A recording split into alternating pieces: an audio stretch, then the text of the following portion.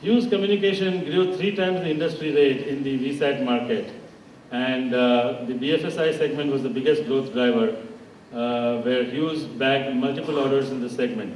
The voice and data top VSAT service provider for this year is Hughes Communications, and I invite Mr. Partho Banerjee, President and MD Hughes Communications, to join us here to receive the award.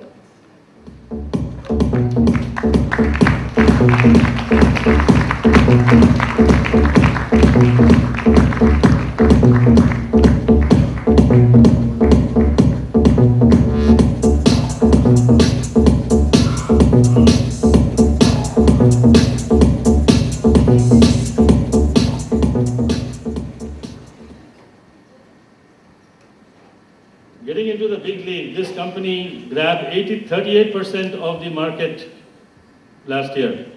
The award for the voice and data top telecom turnkey company goes to Sham Networks. And we have Mr. Nafis Kazim, Chief Operating Officer, Sham Networks, here to receive the award.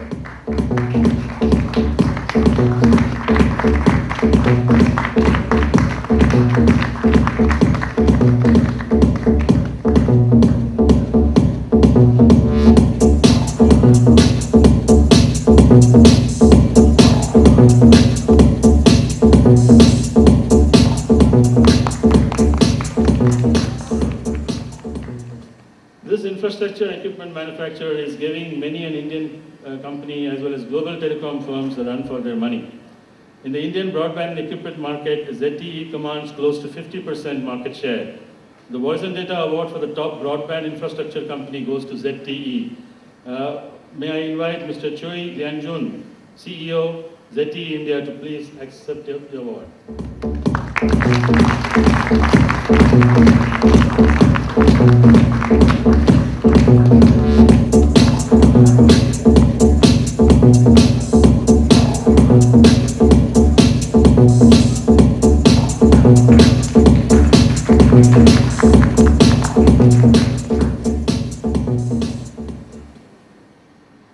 Broadband infrastructure was the central focus of this company for the year, and it has done a lot to revamp its entire business strategy, and one has been seeing the impact.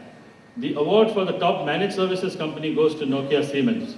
May I invite Mr. Sandeep Girotra, Head of Nokia Siemens Network, to join us on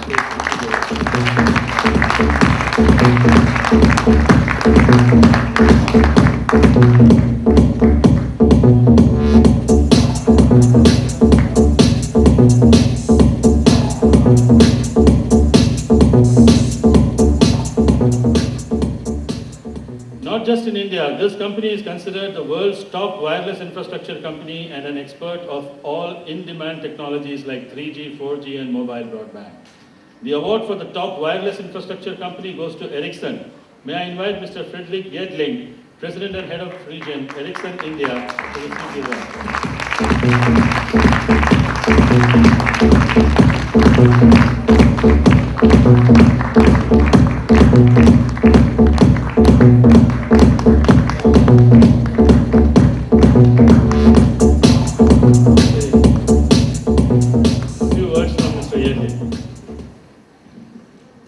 Thank you so much, Mr. Secretary. This means a lot, and this goes also to the 10,000 people, more than 10,000 people working for Ericsson across in India. I'd like to thank the customers for awarding us the business to start with. Otherwise, I would obviously not be standing here. It's great to see so many of you placing so much trust in Ericsson here in India. Then just a bit of history. Ericsson has been in India 100 years. Over that, actually. We installed our first switch in 1910 in Kolkata. We aim to co-create telecom environment in India over the next 100 years as well, with the government, with operators, possibly not under my leadership, but maybe someone else. So thank you so much, everybody. Thank you.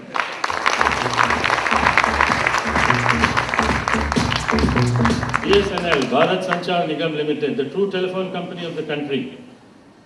The telephone exists because of them, and not just that. If broadband is to reach the rural hinterlands, it is this company which is expected to do the job.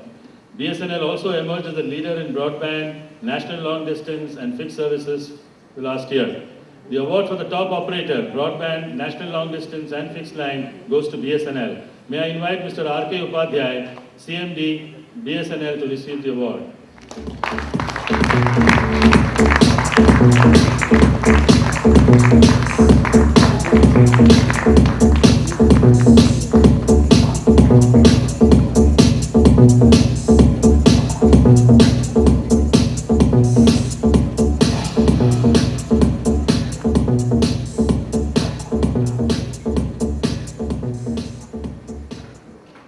A few words from you, Mr. Upadhyay.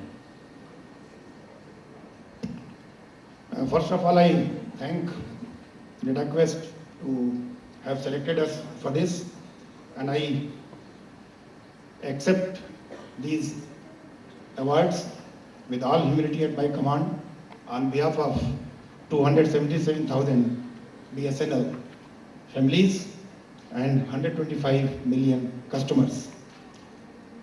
The awards are in any case great, but to receive them from Sector Telecom today has been really a great honor for me and through me to all the BSNL family. Out of these awards, all the awards are equally dear to me, but the award for fixed line services needs a special mention. All the distinguished telecom fraternity members present here know very well how difficult it is today. It was yesterday and today more so, with a lot of infrastructure activities going all around the country, how difficult it is to maintain and operate a landline network. We are operating our landline network through 38,635 telephone exchanges, digital telephone exchanges, all of them connected through fiber.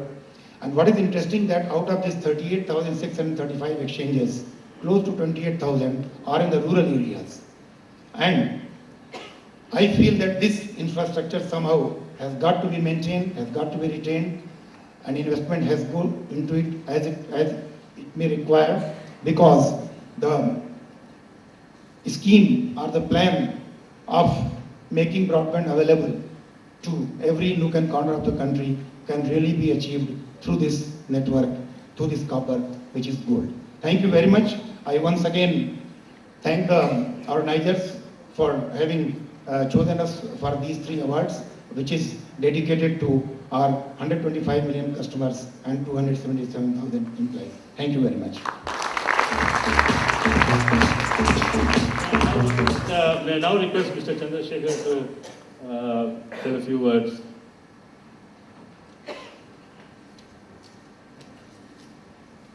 Ladies and gentlemen, good evening. It's always a pleasure to be among old friends in the telecom sector, older friends in the IT sector, and new winners in both of them. I think it's a wonderful augury because we stand at what I believe is the threshold of probably the most exciting phase of both the telecom and the IT sectors at this particular point. I believe we are at an inflection point where in the rest of this decade, broadband, internet, and innovation combined with mobility are going to make a dramatic transformation of the entire country and of several sectors. And I think it's all of you people gathered here today who are actually going to make it happen. The government has made some enabling policies which actually enable all this innovation and all the latent energy that exists amongst these companies, big and small, young and old, but all of them brimming with ideas on how to transform the country. And I believe that we will be seeing a rash of innovation, not just in terms of technology, but also in terms of business models and the way that business is conducted, and new products, new services, and altogether new business models emerging in India as we go forward. And what's even more exciting is I honestly believe that in the rest of this decade, especially the next 3 years, are going to be phenomenally different as the broadband juggernaut rolls forward. And as the CMD BSNL had said earlier, this juggernaut is now going all over the country. Just a couple of days ago, I was talking to one of the leading telecom companies, and they told me that in the last quarter, their data revenues went up by 40% over the previous quarter. Not the previous quarter of the previous year, but just the previous quarter. So there is something dramatic happening. And what's more exciting is the fact that a lot of this increase came from tier 2 and even tier 3 cities and towns. So the whole of India is joining in this revolution, which promises to be unlike anything we've ever seen before. And I only wish all of you all the very best and Godspeed to you and to the country riding on each other. Thank you very much.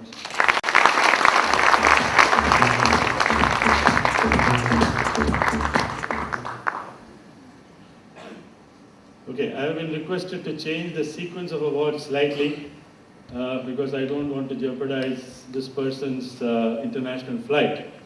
So we move on to the DataQuest Jury Awards, the DataQuest IT Person of the Year. And I have a citation to read out before we know who the person is.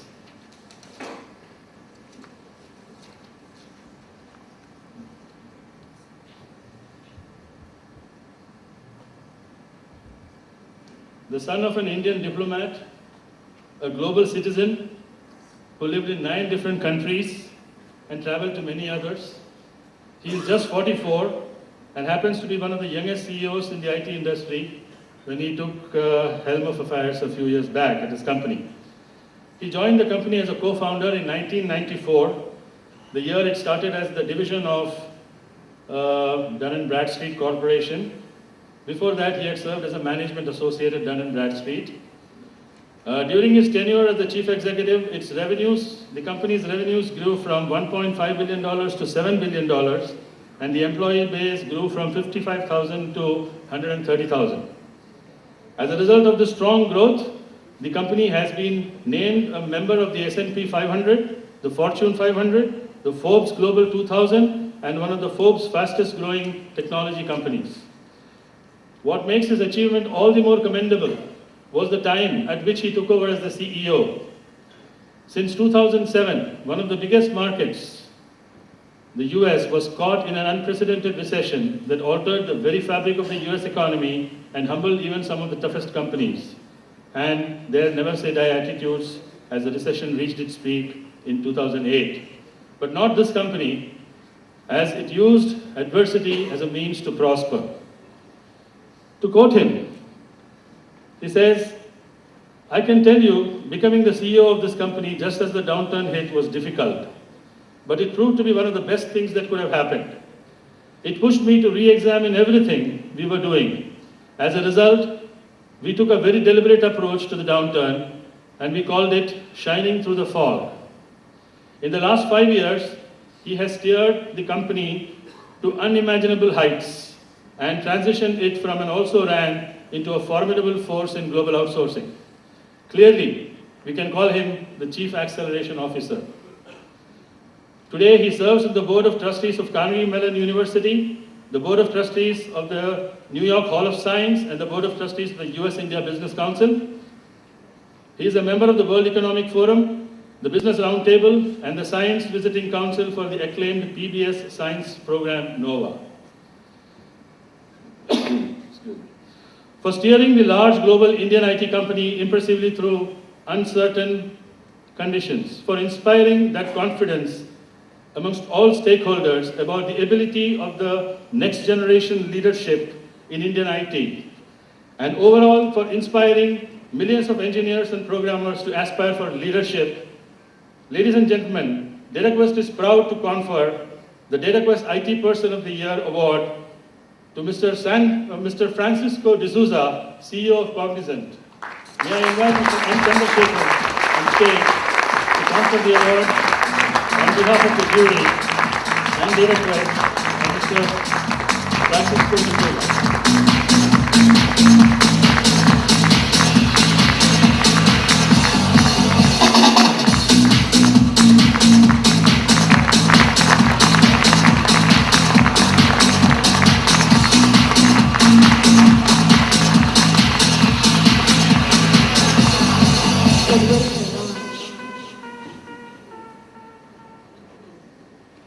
We look forward to a real good speech from you, Mr. Francisco.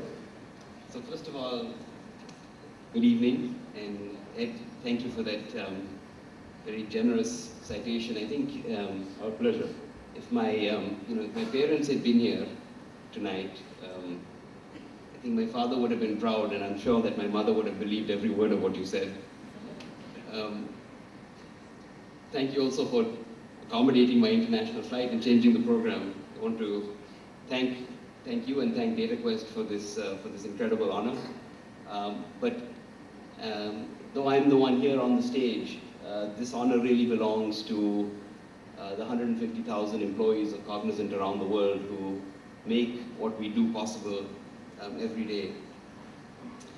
So I dedicate the award really to all of them, to our customers around the world who've allowed us to make what's become Cognizant possible. You'll forgive me if I'm not particularly articulate this evening.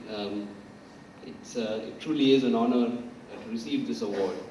And frankly, it's ironic for me in some sense to be here in New Delhi receiving this award. Some of you may know New Delhi is a city that I spent many years growing up. And as a youth here in New Delhi in the 1970s, I think if you had told me that 35 years hence I would be standing here receiving this award and having had the opportunity to achieve as much as I have over that time, I wouldn't have believed you. In fact, it would have been unimaginable. But I think that as I reflect back, that really is the magic of India. And over the last 2 decades, we've seen that magic in what is possible when economic reforms and smart people are put together. 18 years ago or so, a small group of colleagues and I started a business in India. And we did it because we saw a business opportunity. We saw rapidly declining telecommunications costs. We saw new business models emerging where people could participate in the global economy anywhere in the world. But for me, when I started Cognizant, I did it for much more than the business opportunity. I did it because